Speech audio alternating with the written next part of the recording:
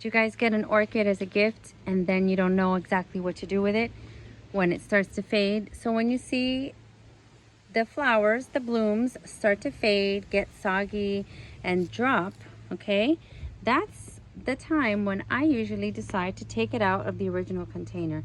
And I wish I would have done it before to show you, but I took it out. It came in a plastic pot.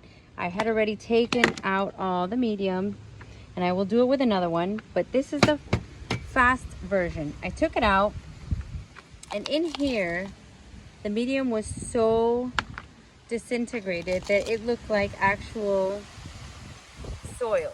Okay, so usually it comes in bark, but the bark breaks down, and when it starts to look like soil, you know that the air is not getting to the roots like it should. So I bought this orchid at the beginning of the year, and I've had it in my classroom since August. The stems are still looking really green, so I'm not going to cut the stems down until they start to dry up. The leaves look pretty good, and I gave the roots a little spray, took off all of the medium that was stuck in there, right? And the next thing I'm going to do is I cut a couple of roots off that were not doing good. How do you know that they're not doing well? That they're squishy. If they are squishy or hollow, or the velamen has come off and it's just a little string like this, you can see that in there. Okay, if it's just a little string, I want to show you an example, but I already cut it off. See this here? That's the only thing that's left from that root. It should be pretty thick, pretty green. Now you don't cut these off even though their color is light.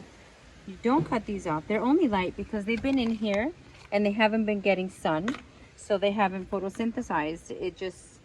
It's been not you know, covered in the medium, so it is fine as long as it feels, you know, plump. If they're plump, they're okay. See the end of this one?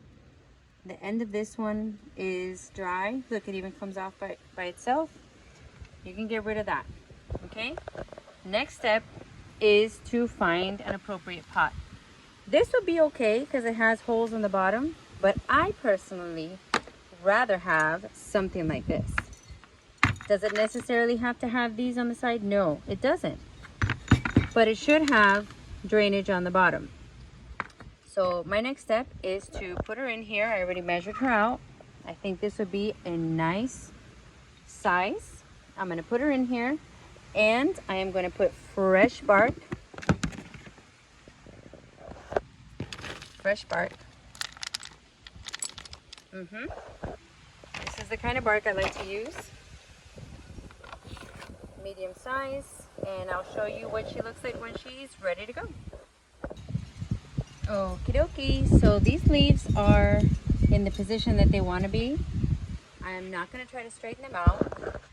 They're going to have to find their way. If this stem wasn't here, they probably go down that way. But I'm going to let her do her thing. This is what it looks like.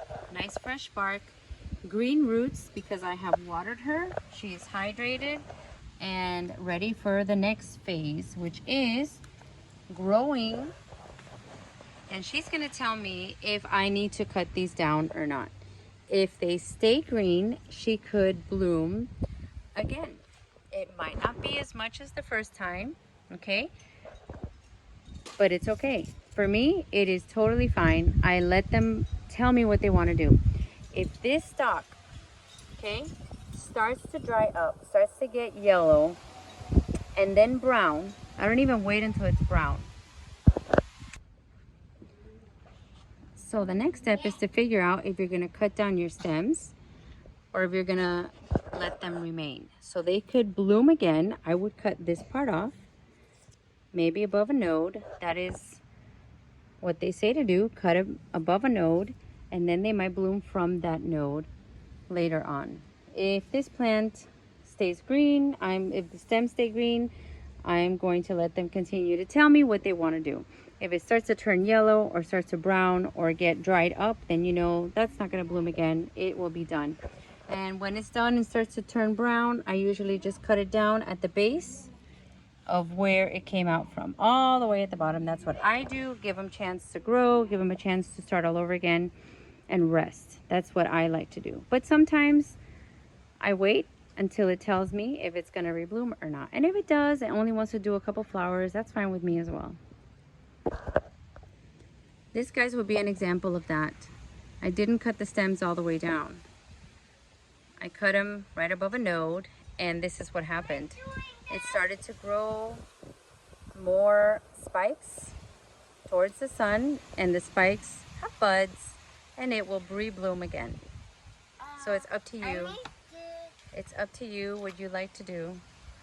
There's different choices. You don't always have to cut it down. You don't always have to wait, but you can trust your gut. This one, I thought, let me just leave it, and look what happened. Buds are coming.